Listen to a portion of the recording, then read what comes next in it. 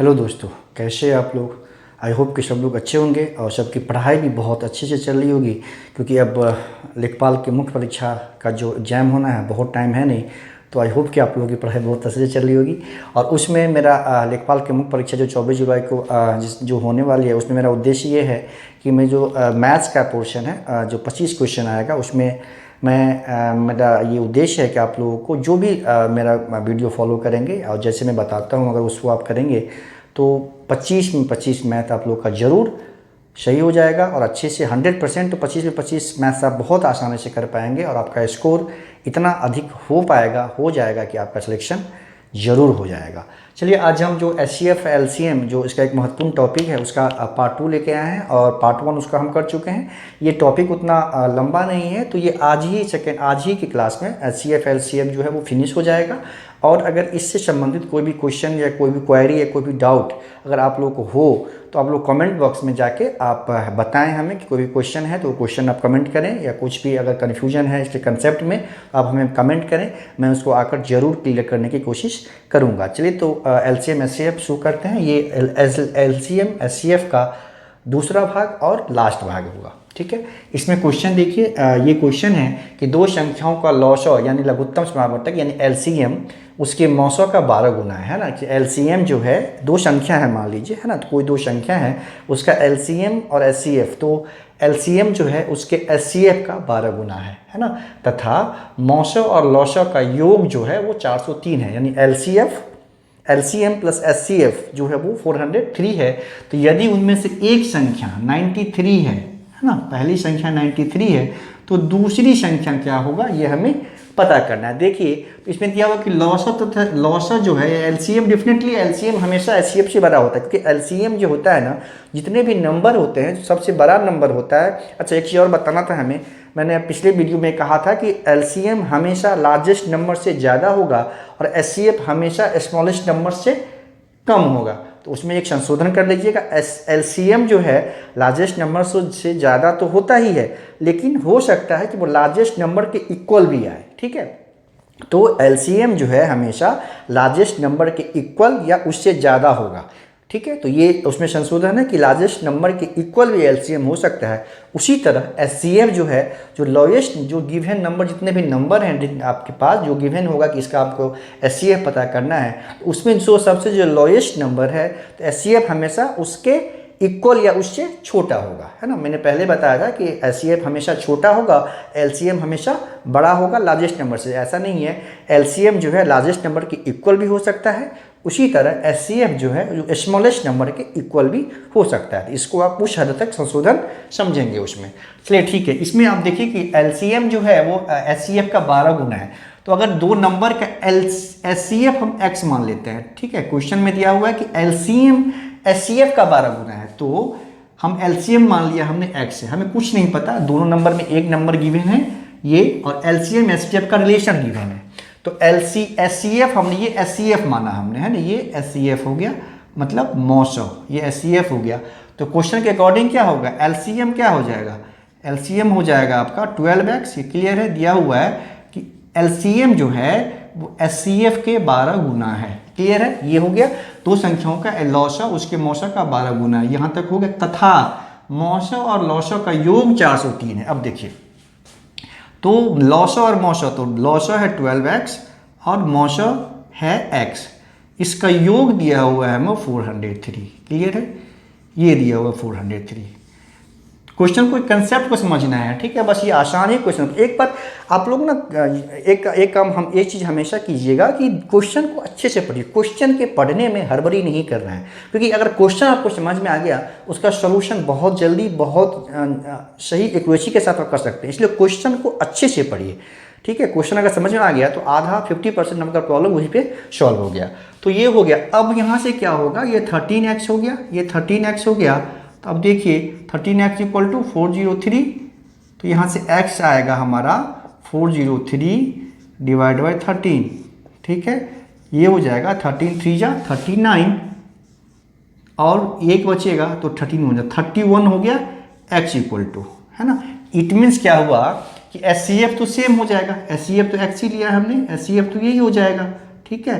तो LCM लेकिन क्या हो जाएगा, LCM हो जाएगा उस नंबर का, वो हो जाएगा आपका HCF 12 इंटू 31, 12 इंटू 31, तो ये हो जाएगा हमारा 310 and 62, 310 और 62, 372 है ना।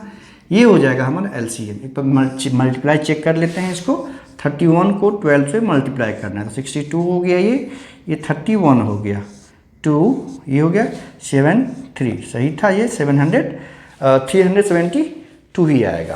तो ये हमें LCM निकल गया। आराम से समझना है चीज़ों को, ठीक है। वो इसमें अभी समझते टाइम में हड़बड़ी नहीं करना है, समझना है, उसको आप यूटिलाइज करना है सॉल्व करते टाइम पे। अगर आप कंसेप्ट क्लियर रहेगा तो HCF LCM कोई बड़ा टॉपिक नहीं है, छोटा टॉपिक है, आसान टॉपिक है, ठीक है।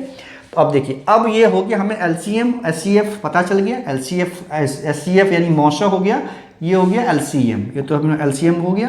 तो ये लौसा हो गया, इसको लौसा बोलते हैं हिंदी में, लौसा यानी लघुत्तम समावर्तक, ठीक है। ये लौसा हो गया, कंफ्यूज नहीं होना है। इसको मौसा बोलते हैं, महत्तम समावर्तक।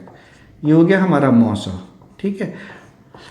अब देखिए, ये हो गया पता। अब दिया हुआ है क्या, एक संख्या उसमें 93 है, तो दूसरी संख्या क्या है। तो आप याद रखिए, एक इसमें रिलेशन होता है लॉस। अगर दो संख्या दिया हो, सिर्फ दो संख्या अगर हो, दो से अधिक होगा फिर इसको यूज नहीं कर सकते हैं हम, ठीक है। अगर दो संख्या अगर सिर्फ हो तो आप ये चीज़ याद रखिए, रिलेशन होता है LCM into SCF equal to product of to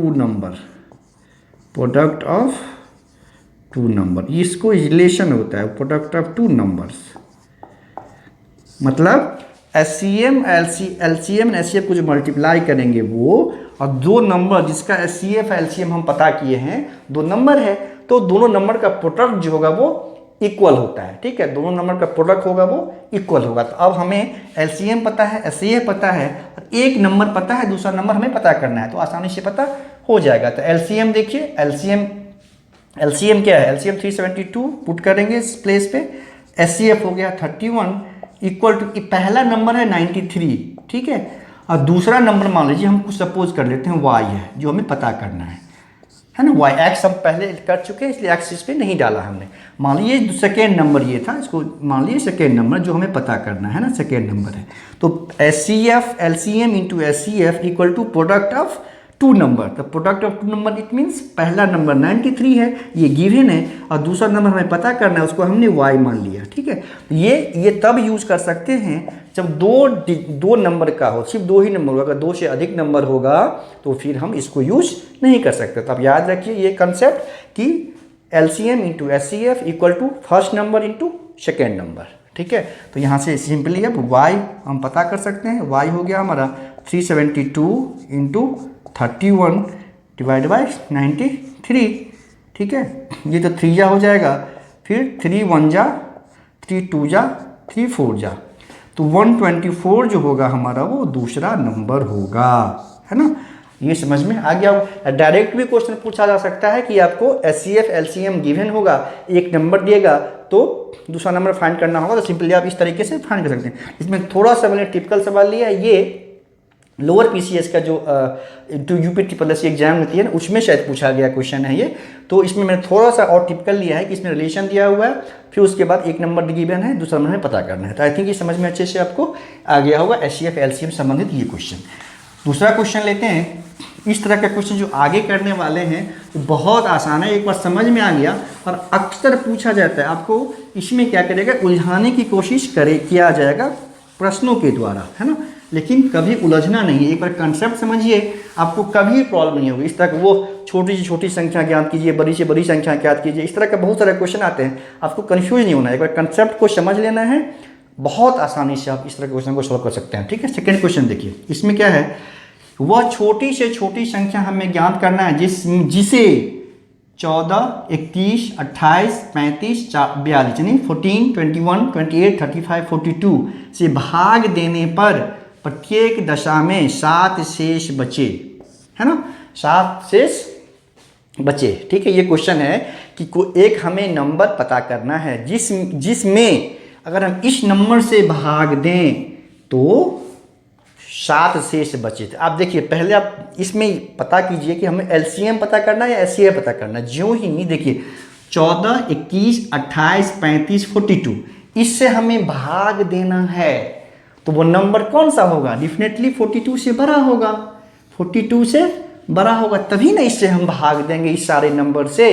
तो कैंसिल, उसके बाद पूछ रहा है कि उसमें भाग दें तो 7 से 7 जो है रिमाइंडर हो, तो डेफिनेटली 42 से बड़ा होगा। ये आपको क्वेश्चन पढ़ के पता चलना चाहिए कि इसमें हमको एचसीएम या एचसीएफ या एलसीएम क्या फाइंड करना है। तो क्वेश्चन से स्पष्ट लगेगा आपको कि वो नंबर पता करना है हमें जिसमें हम इस सारे नंबर से भाग दें जो, तो 7 शेष बचे, तो डेफिनेटली 42 से बड़ा नंबर होगा। तो हमने बताया है कि उस केस में इसका मतलब एलसीएम हमेशा 42 से जो लार्जेस्ट नंबर के इक्वल या उससे बड़ा होगा। तो ठीक है, उस केस में हम एलसीएम पता कर लेंगे। तो ठीक है, इसका एलसीएम पता कर लेंगे, इस सारे नंबर का एलसीएम जो हो जाएगा वो हमें पता करना होगा। सिंपल, बस लैंग्वेज में फंसाता है, क्वेश्चन आसान रहता है। 14, 21, 28, 35 एंड 42 ये नंबर है।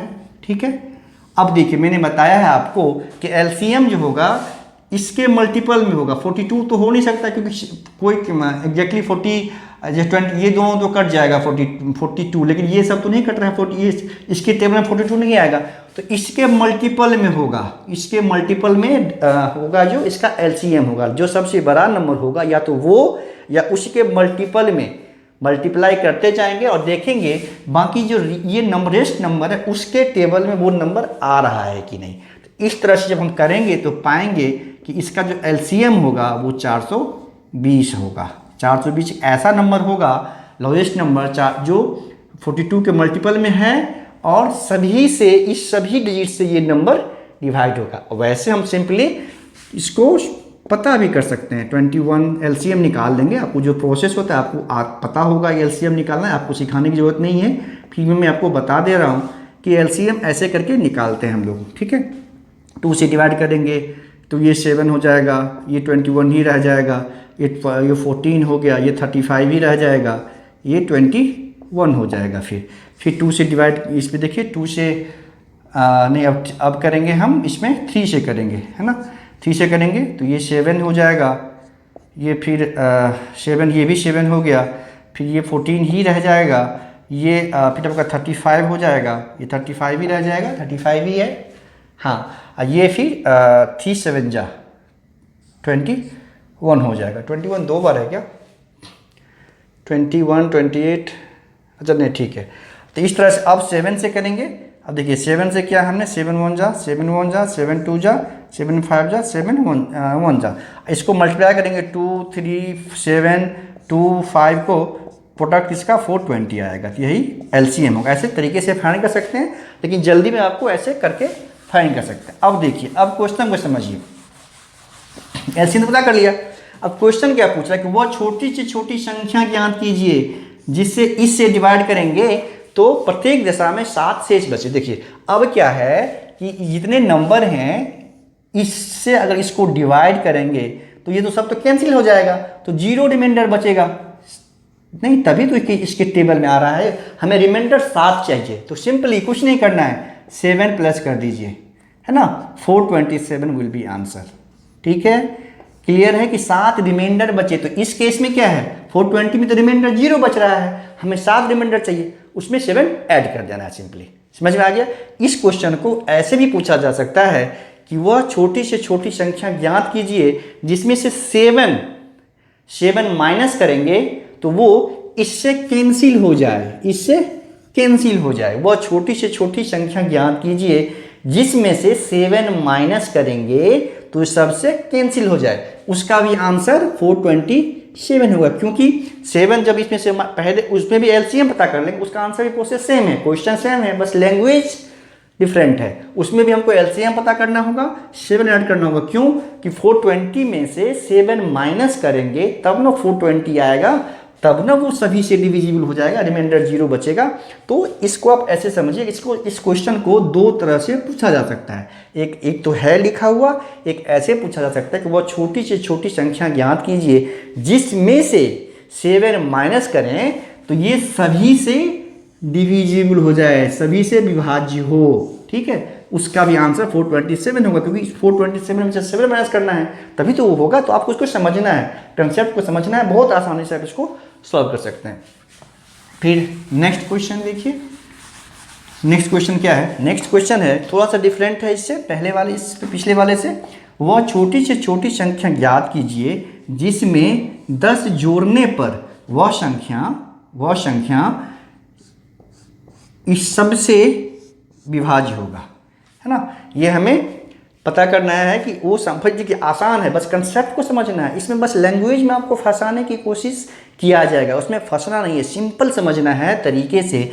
इसमें क्या है कि एक छोटी से छोटी संख्या पता करना है जिसमें अगर हम 10 जोड़ें तो इस सभी से डिविजिबल हो जाए, तो क्या करना है पहले, फिर इससे डिविजिबल होगा, सब वो नंबर इस सभी से डिविजिबल होगा, मतलब सबके टेबल में आएगा, डेफिनेटली सबसे इससे भी बड़ा होगा, तो फिर एलसीएम फाइंड करना है।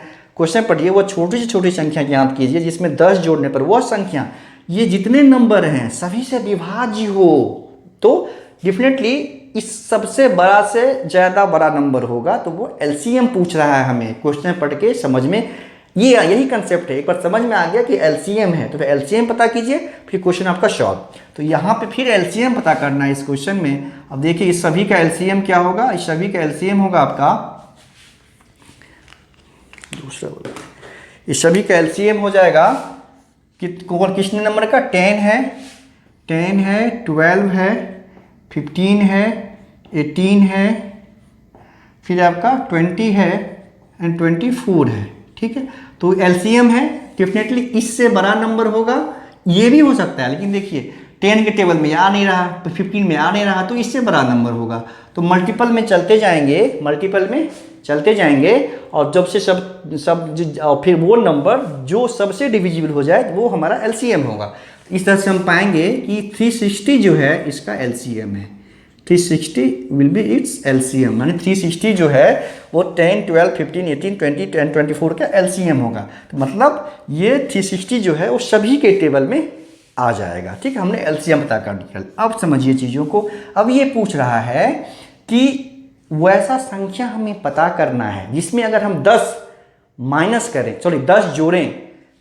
जोड़ें तो वो सबसे डिविजिबल हो जाए, वो छोटी से छोटी संख्या प्राप्त करना है, इसमें 10 ऐड करें तो डिविजिबल हो जाए। अब देखिए आप 360 माइनस 10 कर लेंगे, 350 आंसर होगा इसका 350। आप बोलिएगा कैसे हो गया। अब देखिए 350 में 10 ऐड करेंगे तब ना 360 होगा, तब ना वो सबसे डिविजिबल होगा। तो वही पूछ रहा है कि वह छोटी से छोटी संख्या ज्ञात करना है जिसमें 10 जोड़ने पर, तो वो 10 जोड़ने पे हमें वो सभी नंबर से डिविजिबल हो जाए। तो एलसीएम पता किया 360 भैया हमने। तो वैसा कौन सा संख्या होगा जिसमें 10 जोड़ेंगे तो ये सबसे डिविजिबल हो जाएगा। तो इसमें से 10 घटा देंगे, 350। तो 350 में जब 10 जोड़ देंगे तब ये 360 आएगा, तो वही तब ये सभी से डिविजिबल हो जाएगा। समझ में आया। इसीलिए क्वेश्चन को समझना है। इसमें क्या 360 एलसीएम हुआ, क्वेश्चन पूछ रहा है कि 10 जोड़ने पर सबसे डिविजिबल हो जाए, सबके इसके टेबल में आ जाए, तो 10 उसमें से माइनस कर देना है। ये तो नॉर्मल है, कंसेप्ट है। 350 में 10 जोड़ेंगे 360 हो जाएगा, हमारा आंसर आ जाएगा 350। इतनी वो संख्या 350 है। ये आप समझ में आ गया। ये समझना है आपको, है ना। ये आपका तरीका यही कि थोड़ा सा माइंड को अप्लाई करना है, इसमें क्या करना है, कैसे करें, तो ये आंसर आ जाएगा। तो ये प्लस माइनस करके कभी प्लस करना पड़ेगा, कभी माइनस करना पड़ेगा, आंसर आपका आ जाएगा। इससे पहले वाले में हमने प्लस किया था, इसमें माइनस किया था, तो कब प्लस करना है, कब माइनस करना है, ये कंसेप्ट है, समझ में आ जाएगी। तो समझ में एक बार आ जाएगा तो कोई प्रॉब्लम नहीं होगा। इसका लास्ट सम देखते हैं। लास्ट सम देखिए, 3 सर्च लाइट 20। ये क्वेश्चन बहुत इस तरह में बहुत सारे डिफरेंट क्वेश्चन आते हैं, है ना। जैसे मान लीजिए कोई घड़ी है, 3 घड़ी है, अलार्म बजा, 3 घड़ी है मान लीजिए, तो तीनों एक साथ इतने पे बजा, तो इस टाइम पे बजा, तो अब नेक्स्ट कितने बार बजेगा, सबका जितना भी टाइमिंग दिया हुआ वो एलसीएम निकाल लेंगे, उतने मिनट या उतने सेकेंड के बाद बजेगा। तो उसी तरह का क्वेश्चन ये है कि 3 सर्च लाइट 20 सेकेंड, 30 सेकेंड तथा 45 सेकेंड के अंतराल पर दीप्त होता है। मतलब टॉर्च है वो 30 सेकेंड, 20 सेकेंड, 30 सेकेंड, 45 सेकेंड के अंतराल पे जलता है, उसको जलाते हैं, मतलब वो उसको प्रकाश आता है, रोशनी आती है उसमें। 3 लाइट है, सर्च लाइट है, वो 20, 30 एंड 50 सेकेंड के अंतराल पर वो जलता है। तो ये पूछ रहा है कि उसमें कि 2 युगपत दीप्तियों के बीच का अंतराल क्या होगा। तो ये पूछ रहा है कि सभी लाइटें जब जली एक साथ, है ना, तो फिर दूसरे बार फिर से जलेगी एक साथ सब लाइटें, उसके बीच में गैप कितना होगा। मतलब ये समझिए कि अगर इतने टाइम पे तीनों लाइट एक साथ दीप्त हुई है, एक साथ प्रकाश किया है, तो फिर कितने टाइम पे तीनों लाइटें एक साथ जलेगी। तो आपको कुछ नहीं करना है, इसका एलसीएम पता करना है। मतलब तीनों का 20, 30 एंड 45, तीनों का एलसीएम पता करना है। एलसीएम क्या होगा उसका क्लियर है कि मैंने बताया कि लार्जेस्ट वाले के बड़ा नंबर, इसका एलसीएम होगा 180।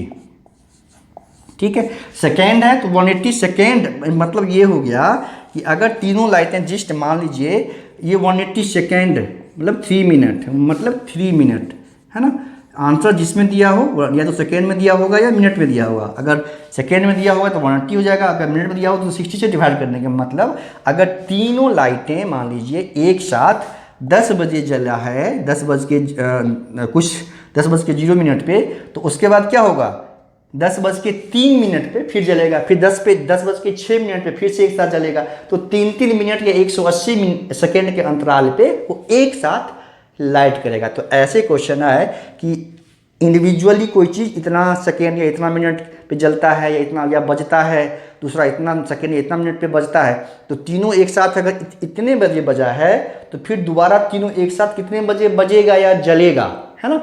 ऐसा भी क्वेश्चन पूछेगा तो उसमें भी ऐड एलसीएम निकाल लेना है, और जब बजा था उसके बाद इतनी देर बाद वो फिर से बजेगा। तो यहाँ पे अगर यहाँ पे सिर्फ दिया हुआ है कि अंतराल क्या होगा, तो अंतराल होगा 180 सेकेंड यानी 3 मिनट। अगर ये दिया होता कि कुछ टाइम पे इतने बजे ये एक साथ जला, ये दीप्त हुआ लाइटें, तो फिर कितने टाइम मतलब कितने बजे ये दीप्त होगा, तो जो टाइम दिया हुआ है उसमें 3 मिनट या 180 सेकेंड ऐड कर लेंगे तो उतनी देर के बाद वो चलेगा। तो इस तरह से आपको समझ में आ गया होगा कि इस तरह के क्वेश्चन को कैसे सॉल्व करेंगे। अगर अभी भी जितना मैंने बताया और किसी भी क्वेश्चन में कोई प्रॉब्लम हो या समझ में ना आया हो या कंसेप्ट क्लियर ना हुआ हो और लगता है आपको कि अगर इस सब तरह का कोई दूसरा प्रॉब्लम आएगा तो हमको सॉल्व नहीं हो पाएगा, तो आपको कमेंट करना है, फिर मैं दूसरा क्वेश्चन लेके इसी तरह का क्वेश्चन दूसरा क्वेश्चन लेके आऊँगा, आपको और अच्छे से क्लियर कर दूंगा। तो इस तरह से HCF LCM specially for UP triple SC लेखपाल मेंस एग्जाम, और इतना 2 वीडियो आप अच्छे से देख लेंगे, कुछ क्वेश्चन को प्रैक्टिस कर लेंगे, तो एलसीएम एचसीएफ से संबंधित कोई भी क्वेश्चन आपका गलत नहीं होगा, न ही छूटेगा, और बहुत कम समय में आप इसको सॉल्व कर सकते हैं। ठीक है, हम मिलते हैं एक अलग टॉपिक के साथ। इसके बाद जो युगपत समीकरण है, लीनियर इक्वेशन का जो 2 वेरिएबल इक्वेशन होता है लीनियर इक्वेशन, उसके बाद क्वाड्रेटिक इक्वेशन भी है, तो उस दोनों को भी आगे नेक्स्ट वीडियो में लीनियर या जो युगपत समीकरण है उसको करेंगे, पहले उसको फिनिश करेंगे, और ऐसे करेंगे कि वो आप उससे आपको कोई भी क्वेश्चन छूटे ना और गलत ना हो। तब तक के लिए धन्यवाद।